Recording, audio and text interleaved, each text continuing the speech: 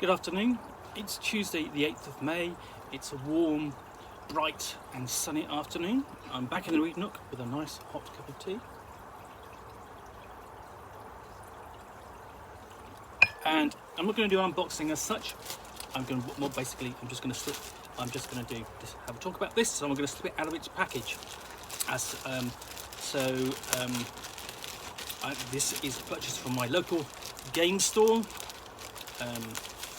And is Crater Lake Chronicles for Deadlands, for the new Savage Worlds Adventure Edition. Now I've done unboxings before of the Kickstarter for the new Deadlands, and I quite enjoyed looking at that, and I want to dig into that at some point in the near future with proper reviews. But this is something a bit different. Dress up warm, amigo. You're about to take on the Weird West in the most terrifying way possible, alone. After getting lost in a driving blizzard, you come upon a logging camp on the shores of Crater Lake.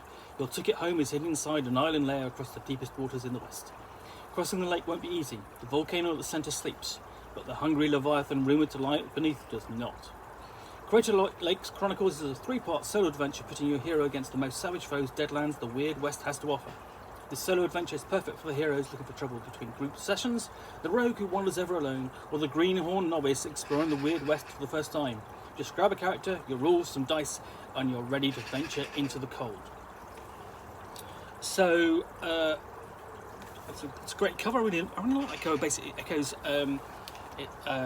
another scenario which came out last year, Alone Against the Cold, which is a solo scenario for Call of Cthulhu that's been redone for 7th edition, originally based on a solo scenario called Alone Against the Wendigo.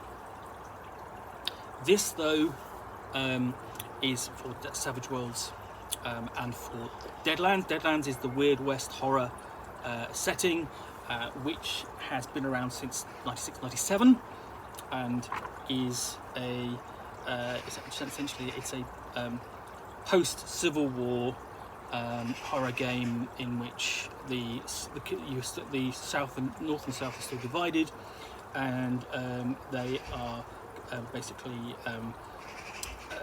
they still are fighting for, it's almost basically confronting each other in sort of like a Cold War for the fate of the West, and ownership of a strange rock called Ghost Rock.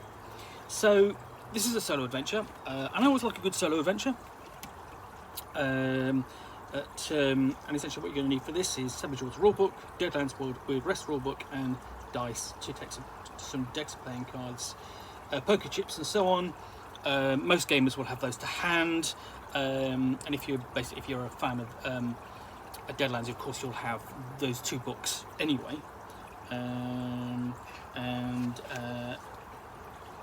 Basically some idea. I like the idea that basically here's what you're going to be doing when you're playing, but obviously this is going to be a little bit different, because unlike regular Deadlands adventures, this one has nobody take the role of the marshal, so the equivalent of the GM in Deadlands.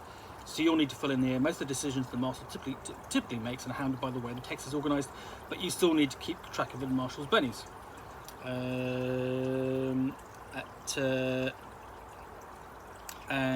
As you make your way through Crater Lake Chronicles, you earn Weird West options.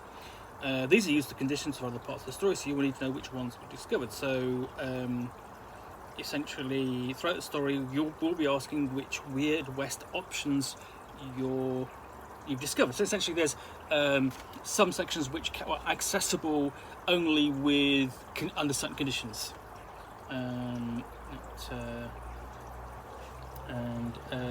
It's also possible to use this book as a standard adventure for a posse run by a marshal instead of a straight solo affair. The marshal, though, will need to read through the entire thing thoroughly to understand how the Weird West options govern the flow of the story. The full posse will also require some of the characters to be bolstered to make them more of a challenge. And finally, the marshal will need to be prepared to invent additional details to fill in the gaps where the posse inevitably depart from the scripted events presented here. Because essentially, every solo adventure is scripted. You are following a scripted event. It's still your adventure. You're still making decisions, but you are making decisions about which bit of the script you want to proceed into or proceed from.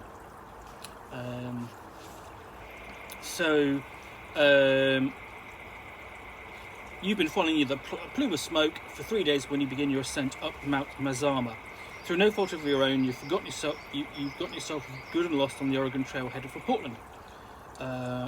Food is always scarce in this country. Some folks have resorted to cannibalism in the Cascade winter, found themselves crawling around on all fours and barking at the moon by spring. Of course, you knew all that, which is why you set out in May. You were making good progress too when the blizzard suddenly blew in. Like the furious ghost of winter, she came in and dumped 2 feet of heavy wet snow over the entire state. Okay. So, it's 23rd of May, 1879, hungry, nearly frostbitten. You make your way into a camp. And we've essentially got basic rules in here for starving and keeping warm and generally surviving. And we go through standard adventure. You essentially lots of options there, and in each one you basically often go to page X, page Y, and so on. I mean, just like a standard solo book. I mean, you're not going to get anything different to that. It's the format works. And one of the things in the design of these is just making sure that the numbers add up. They're basically the roots go where they're supposed to, and also making sure that the numbers are sort of, there's a good. Basically, events are spread throughout the book in terms of placements. So you don't go, okay, I've reached the end of paragraph 44, and it says turn to paragraph 50 or so on, for example, only just a few entries away. There's always a case of you turning the pages to get to the next one. So we have some a few decent illustrations here. So there we go, there's another shot, quite a dark picture there. Let's see if I can find anything else in here. It's quite lightly illustrated. So that's quite nice. We've got dark and gloomy. I think it fits the nature of the setting, and obviously of the tone of the adventure, which is ominous at least. And then we really have a good full page there, obviously of the Leviathan in the lake, reacting to whatever's going on in the water. And somehow you've got to get past that across the witch's cauldron. That's the chapter 2. And you've got NPCs you can talk to and interact with and persuade and so on. And there again, there's a Leviathan at the bottom of the lake.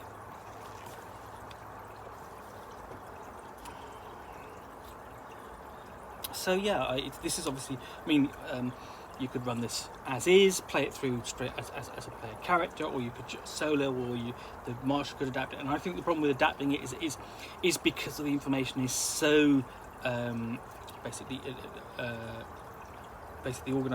the organisation is so diverse. It's spread out over the course of sort of like 100 pages or so on, which makes it difficult to really grasp. And unlike a standard adventure where everything is presented in the proper sequence. So yeah, and you're encountering bugs as well. No, those are not nice bugs.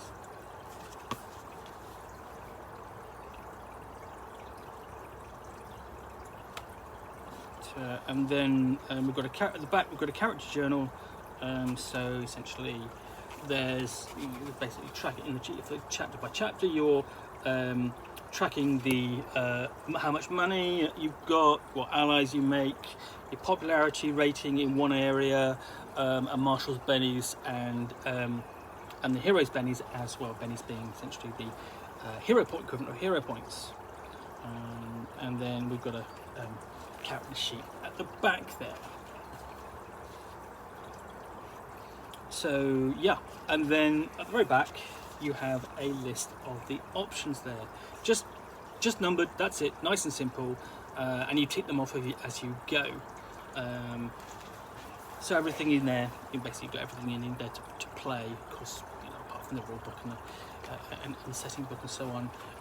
But you know, you Deadlands fan will be able to pick this up and play through this quite and probably enjoy it, no doubt. So that's Crater Lake Chronicles, a solo adventure book for Deadlands, and that's available now. It basically came out in addition to the Kickstarter. So yeah. Anyway, I hope you've enjoyed this unboxing, or not really an unboxing in the Nook. You know, if you have, please click the like button.